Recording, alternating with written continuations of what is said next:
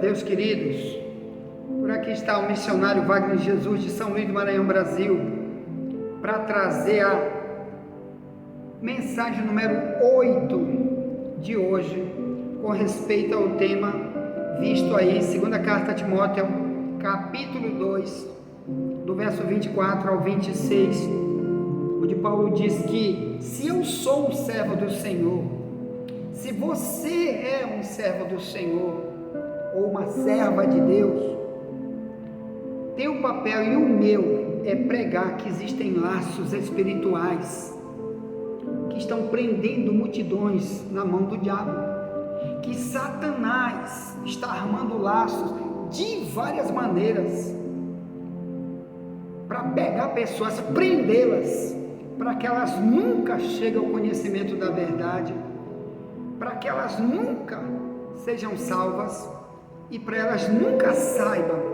para elas nunca saberem que existe um lugar eterno esperando elas depois da morte, sem Deus, que é o lago de fogo do Apocalipse 21, verso 8, e muitos outros versículos da Bíblia que avisam que multidões nunca vão poder morar com Deus na eternidade se viverem aqui sem se sujeitar à vontade de Deus.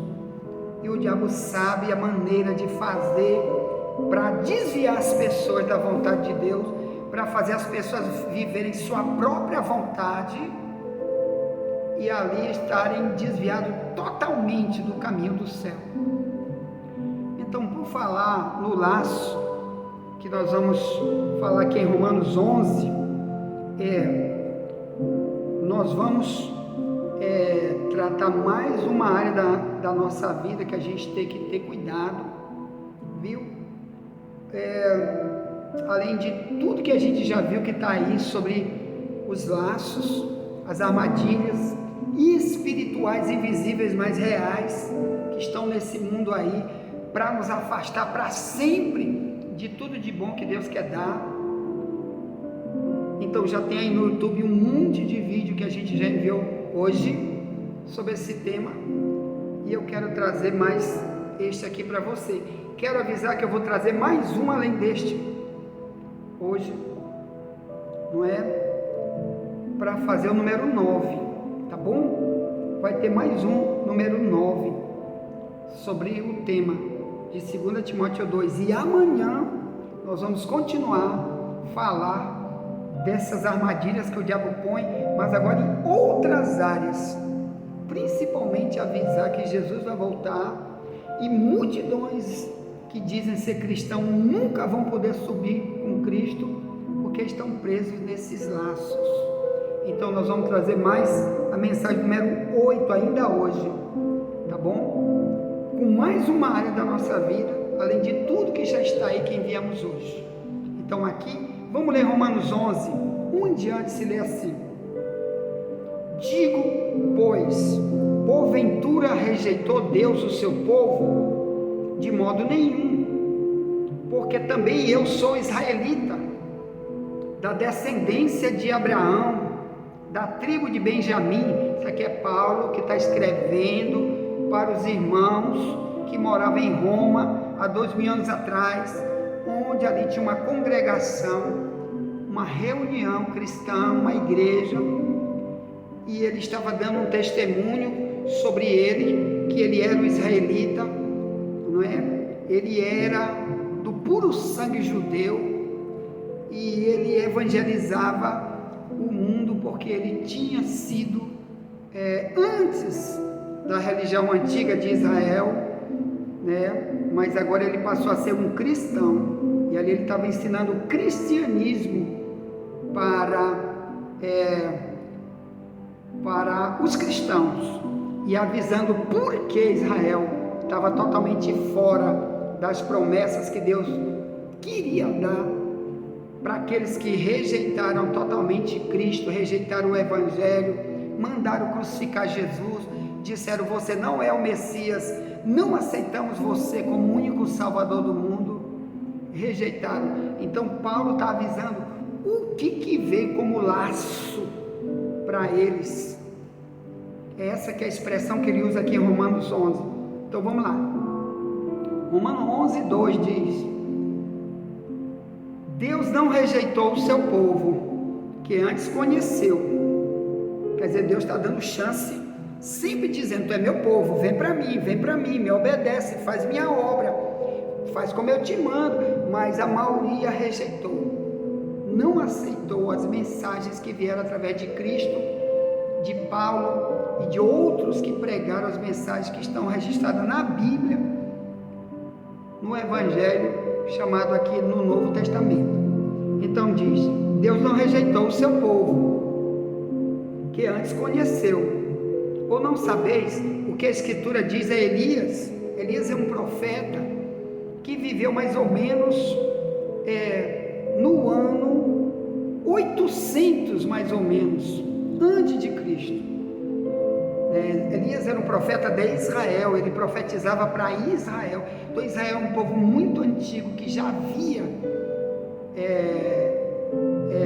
multidões de israelita, também chamado de judeu, também chamado de hebreu, que já habitavam exatamente onde eles estão habitando hoje. O próprio Elias hoje é muito conhecido em Israel, o profeta Elias, até pessoas que nunca foram cristãos, nunca foram servos de Deus, quando vão a Israel, ouvem muito falar do profeta Elias, porque lá tem muitos locais onde Elias viveu, onde Elias pregou. Tem a caverna de Elias, onde ele se escondia para orar, se escondia para fugir do sistema ímpio que perseguia ele quando ele pregava a verdade.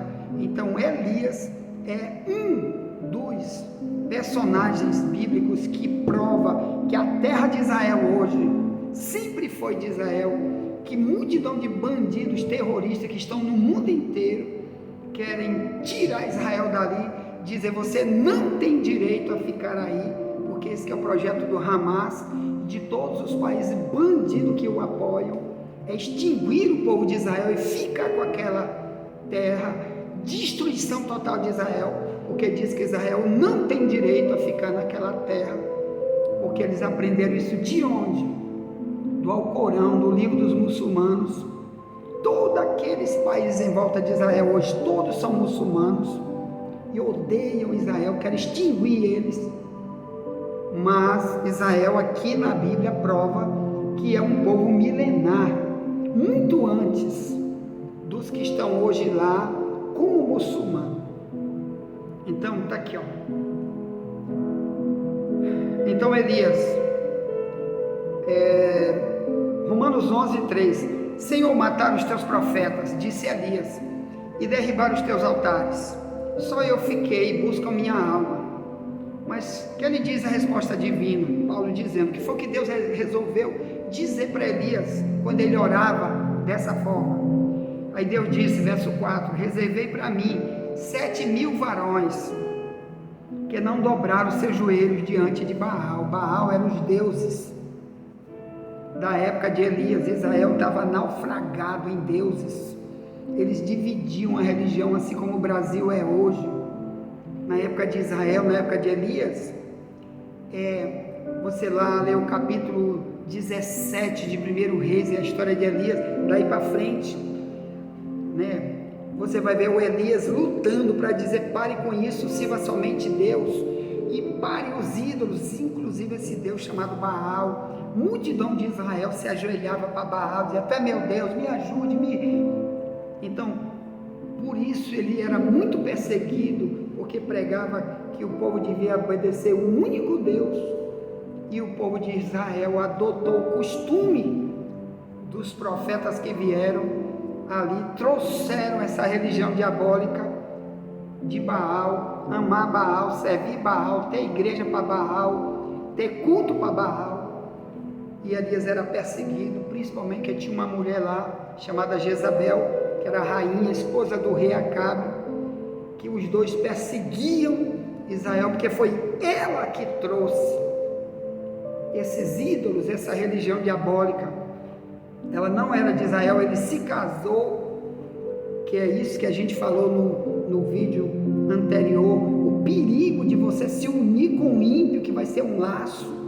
E um dos perigos trouxeram aí através de Jezabel, quando ela se casou com Acabe, que era de Israel, nasceu Israel, por sangue de Israel, e se misturou, né? E Deus ficou muito irado, todos os dois morreram de maneira muito terrível, o Acabe e ela, Jezabel, porque vivia na rebeldia. Deus falava, eles não atendiam, e trouxeram essa maldição, que é essa religião de Baal para dentro de Israel. Então diz assim, verso 4, reservei para mim 7.000 varões que não dobraram seus joelhos a Baal. Então está aqui, quando eu não vou ter um laço contra mim, quando o sistema desse mundo, irmão, está apresentando suas religiões, seus costumes malditos, e eu digo, nunca vou me dobrar, nunca vou aceitar, eu quero apenas o meu Deus, as leis do meu Deus, como Elias fez, como Elias pregou para Israel, como Elias viveu, totalmente diferente de muitos que morreram em Israel sem Deus, porque preferiram Baal, preferiram rejeitar a mensagem de Elias. Então assim diz assim, ó, Romanos 11:5, assim pois também agora neste tempo ficou um resto segundo a eleição da graça, mas se é por graça já não é pelas obras, de outra maneira a graça já não é graça. Verso 7, pois que o que Israel buscava não alcançou, mas os eleitos alcançaram, quer dizer, a vida eterna com Deus, eles perderam, que sempre foi Deus dizer, olha, vocês vão morar aqui em Canaã, nessa terra física, mas eu tenho uma terra melhor lá no céu para vocês. Isso eles perderam. Quem? Os que preferiram Baal, os que rejeitaram a mensagem de Elias, os que rejeitaram todos os profetas que vieram depois de Elias, e preferiram morrer servindo Baal, como hoje multidão tem suas religiões, e não querem viver apenas as leis do único Deus que estão aqui na Bíblia, e nunca se dobrar para Satanás, que está trazendo o laço, que são essas religiões satânicas. Então diz assim no verso 7, Romanos 11, pois que o que Israel buscava não alcançou, mas os eleitos o alcançaram, e os outros foram endurecidos. Aí diz, verso 8, como está escrito, Deus lhes deu espírito de profundo sono. Vai ser o tema de amanhã, viu, meus irmãos? O tema de amanhã vai ser este aqui. A igreja está dormindo. A igreja bíblica não está preparada para se encontrar com Jesus. Ela está num sono profundo, vai ser o tema de amanhã. Porque os olhos estão fechados para o mundo espiritual. Ela não está enxergando o que está acontecendo. Quando eu falo de igreja, estou falando daqueles que estão nas reuniões dos cultos e não querem nada com Deus, porque tem o joio e o trigo, a ovelha e o bode dentro das igrejas. Então amanhã nós vamos falar dos que vão ficar para trás quando Jesus voltar. Multidões vão ficar para trás, porque estão perdidos, sem saber, não tem quem ensine. Eles preferem os ídolos, as prostituições, as corrupções deste mundo, como Israel fazia na época de Elias, rejeitando totalmente o que Elias dizia, preferiu se dobrar para Baal, que era demônio perigosíssimo, que estava postrado naquele sistema religioso. E aqui diz que ele estava no profundo sono. Vai ser o tema de amanhã. Já peço que você envie essa mensagem para alguém, já chame alguém, convide alguém para estudar conosco amanhã. Aqui nós já temos muitos, mais de 70 vídeos dentro deste canal, de muito alerta, dizendo como eu posso fazer para subir para o céu e como eu mesmo posso fazer para trazer um laço contra mim, para destruir tudo que Deus quer me dar. E não é esse o propósito do Evangelho, é me salvar, me ajudar a salvar minha vida e salvar os outros. O resto é laço.